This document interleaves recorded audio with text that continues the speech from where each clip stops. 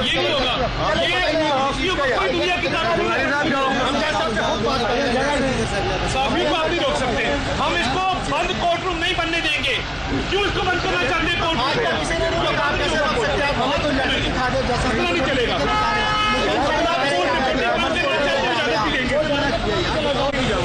गल बड़ी क्लियर है, हम नहीं जाएंगे सर।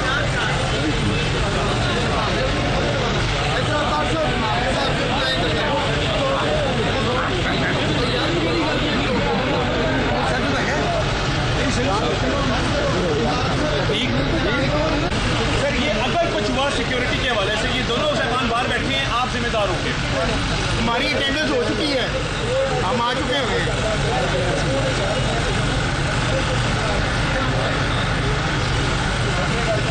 देखिए SOP है, जैसे जाके देखिए बताओ ट्रैफिक आदमी में रहते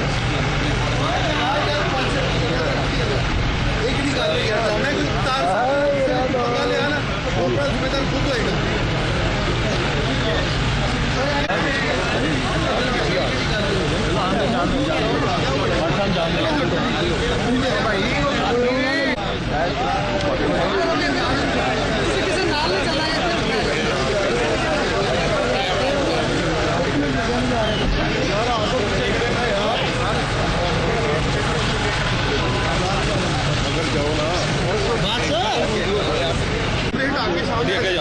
कर लेते हैं, आगे कर लेते हैं अंदर ध्यान से भाई, ध्यान से धक्के ना मारे, धक्के ना अंदर नहीं गया।